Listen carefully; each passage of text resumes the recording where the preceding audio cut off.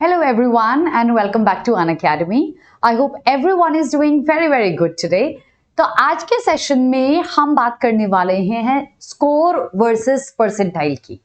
कितने स्कोर पे कितनी परसेंटाइल आई थी पिछले 3-4 सालों में और उसके डेटा को देखने के अकॉर्डिंग हमको कितने नंबर ऑफ अटेम्प्ट्स करने चाहिए और कितना स्कोर आना चाहिए कितनी एक्यूरेसी के साथ, जिससे हम अपनी डिजायर्ड परसेंटाइल ला सकते हैं अपने डिजायर्ड IIM में जाने के लिए। बट इसकी बात स्टार्ट करने से पहले let me take you through a few things. One, we are offering our subscription at the lowest price ever. It's going to be a 60% off on a subscription fees and ensure that you register right away because time आपके पास almost 4 months बचे हैं.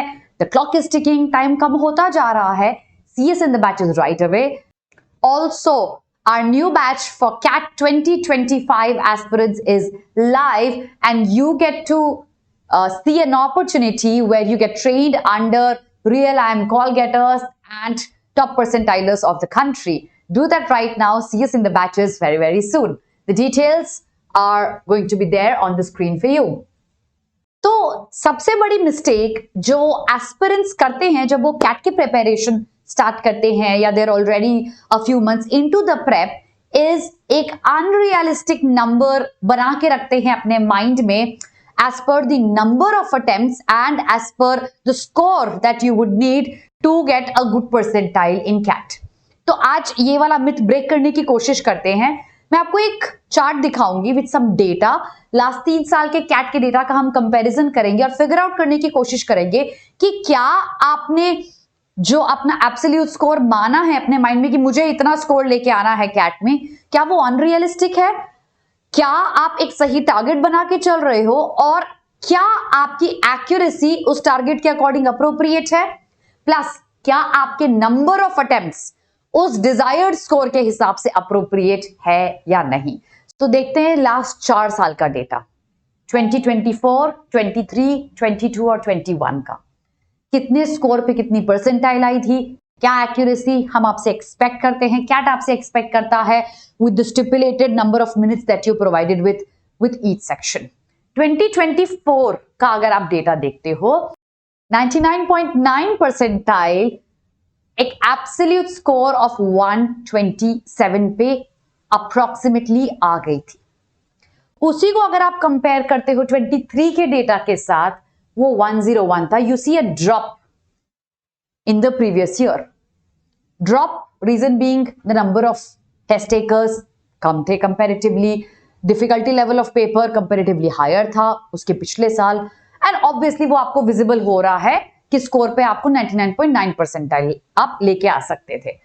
अब ये score 127 लाने के लिए approximately अगर आप 100% एक्यूरेसी के साथ अगर आप पेपर सॉल्व करते हैं तो 42 पे आपका रफली वो स्कोर आ जाता। बट द पॉइंट इज क्या हम 100% एक्यूरेसी के साथ कर पाएंगे paper? Ideally the answer is no. It's practically almost impossible for a person to do that across all the sections. आज तक हमने absolute score in all the 3 sections नहीं देखा है किसी का भी। लेकिन एज एन एजुकेटर अगर आप मुझसे पूछते हो कि मैम मेरे लिए डिजायर्ड और एक अप्रोप्रिएट नंबर ऑफ अटेम्प्ट्स और अप्रोप्रिएट एक्यूरेसी क्या होनी चाहिए, let me answer that from the experience that I have had. When a lot of people start taking mocks, they start solving questions, उनकी accuracy लो होती है। तो 50% एक्यूरेसी, 60% एक्यूरेसी यूजुअली स्टूडेंट्स इसी category में लाई करते हैं।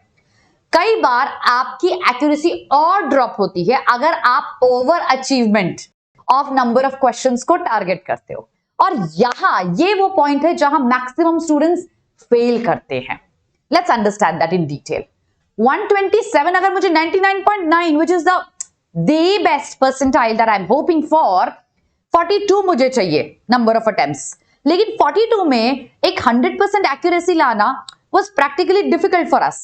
तो अगर आपने रफली 46 क्वेश्चंस with roughly 80% एक्यूरेसी पे भी अगर आपने कर लिया है, which my students trust me is a doable accuracy by most of you, you will be able to get this percentile।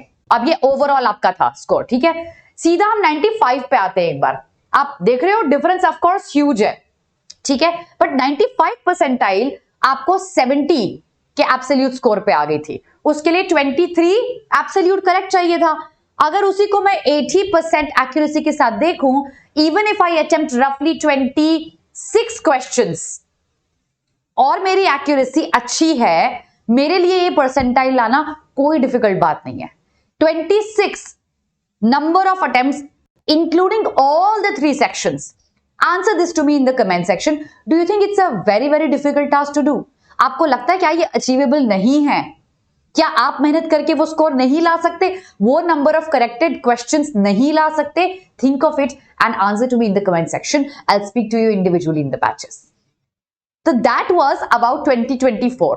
उसी को अगर आप 23 से कंपेयर करेंगे, ये 95 परसेंटाइल का स्कोर ड्रॉप हो गया था 54 पे, रफली 54.86 पे। उसके लिए आपका एक number of attempts obviously drastically reduce होता, एक्यूरेसी अगर आपकी उतनी ही रहती तो। So when the moment you see a paper that you think is difficult, आपके एक्सपेक्टेशन से अलग आया, लैंग्वेज आरसीज में डिफिकल्ट आई, सेट्स आपको डिफिकल्ट मिले, कैलकुलेशन आपको डिफिकल्ट मिली क्यूए में, रिमेंबर वो सबके लिए वैसा होगा। So one thing that we need to remember as an aspirant is from the chart that we conclude is that अगर पेपर डिफिकल्ट है तो वो सबके लिए डिफिकल्ट है। And if you are somebody जो मेहनत कर रहा है और जिसने प्रैक्टिस करी है, you have to keep your calm at that moment because वो मेहनत आपको रिवॉर्ड करेगी।